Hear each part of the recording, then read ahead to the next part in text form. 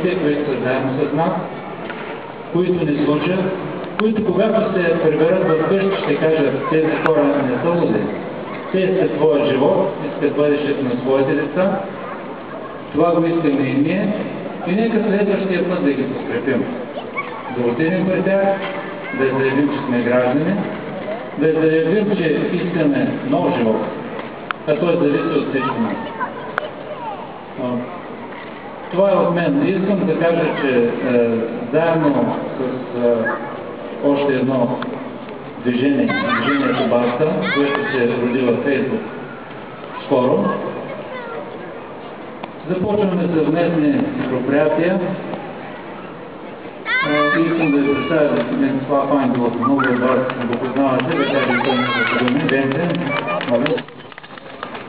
Венце ще видят хората, които сме във Фейсбук, да покажем децата си, ние не сме анонимни, ние искаме едно също.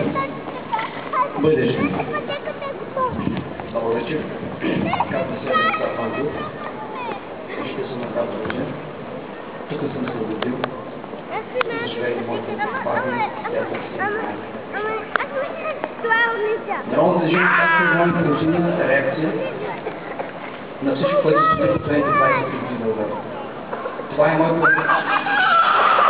Още по времето на тронната революция, които започнах с огромния грабеж на държавата. Аз си помислих, както и много други заявили като мен, че ГЕРБ ще бъде тази партия, която ще донесе възмездна и справедливост за всички нас. Но това не се случи. Знам, че много от вас, които сте по пеките, които са вкъщи, които четете Фейсбук, виждате какво и срещу кого нашата група е насочила нашия гняв. Срещу корупцията в България. Корупцията в съдебната система. Корупцията в социалния, политически и икономически живот на страната. Ние, вие не можем да бъдем безучастни към всичко, което се случва, защото България загива. Ако ние не сме тези, които се обединим, народа на България, родината ни загива. Тя е попаднала в една бездна. Бездната на корупцията, която е жестока, безмилостна и помита всичко по пътя си. В последните 23 години управляваха от хора, които са не повече от 1000 души. Узурпираха властта, разпродаваха държавата, националните богатства за лично облагодетелстване. За моя сметка, за ваша сметка, за сметка на моя баща, на моята майка, на вашите майки и бащи, за сметка на нашите деца. Те бягат от държавата и не искат да се връщат в България. По какъв начин ние ще ги спрем? С революция. Като не може с добрата, ще стане с лошата.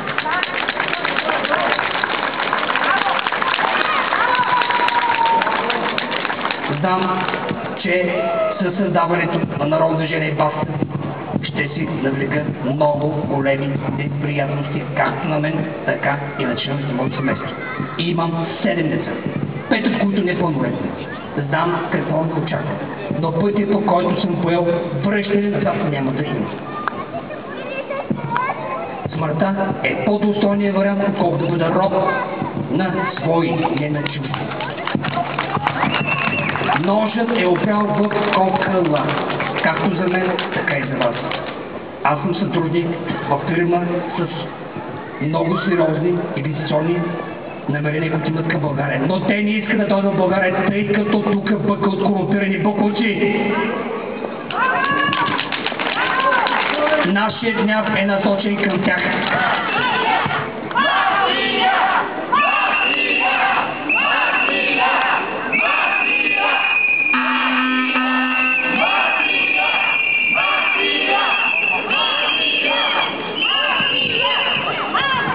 Имам една книжка в моята ръка, която струва точно 100 лева. Тя се нарича Конституция на Република България.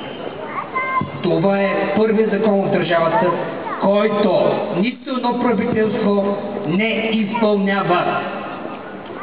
Затова, като не може да изпълняте вие, ще се вземем всичко от наши ръце, народът на България, и ще почнем да се го изпълняваме. Член 139, алинея 2 гласи, че кметът на община Русе е длъжен да се съобразява с решението на Общинския съвет и последният абзац решенията на населението, т.е. ние. И те, както последните избори, си купиха тези избори с вота на рончета от кварталите бедните, които ги държат обично бедни. Ние с една 20-та част от закона за участието на гражданите в държавната власт и местното самоуправление, с една 20-та част от този народ, който може да гласува, ще стопираме тяхното решение. И няма да се получи как се получава така сега. Парите от нашия бюджет по обществените поръчки да се засмупа от софийски и пловдивски фирми и после подизпълнители да бъдат фирмите на Красимир Даков, няма да стане. Ние ще бъдем тези, които ще му плясне на това горе да не слуша в челото 3000 подписа и ще се пренестачи решение и всички обществени поръчки ще минават на масата. Кой ги изпълнява, срещу какви условия и така нататък и така нататък. Това е първото нещо, което започнем да го правим. Да видите, че ние не спим. Народа български се пробужда.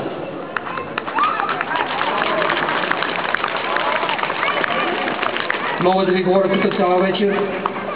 Тези, които са будни, които имат във Фейсбук профили, виждат какво публикувам аз.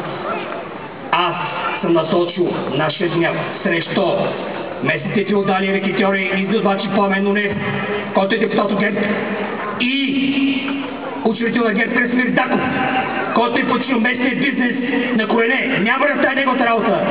До тук.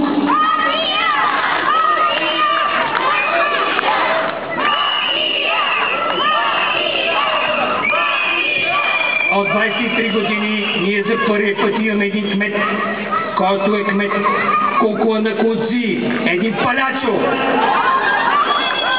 който е поставена марионетка на депутат на Пламен Нунев и учредител на ГЕРБ Красимир Даков. Аз съм го публикувал многократно в Фейсбук и ще продължавам да го правя. Не обръщайте внимание такива провокации. Това са провокатори, така. И за вечеря искам да ви кажа нещо друго. Моите обращения всеки ден, всяка сутрин, всеки след обед се обърнат така. Добър ден и добро утро, приятели, съмишленици и патриоти и патриотки. Бъдете живи и здрави вие и вашите семейства.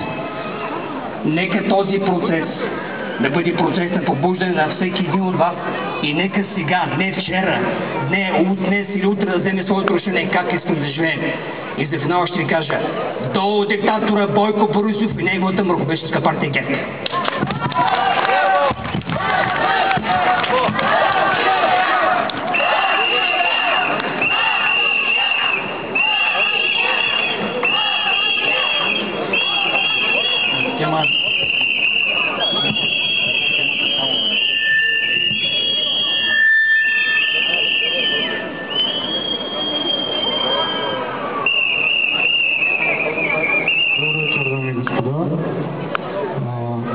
Искам само да кажа, че аз съм 22 годишен младеж в България, който е роден тук и си обича страната ми.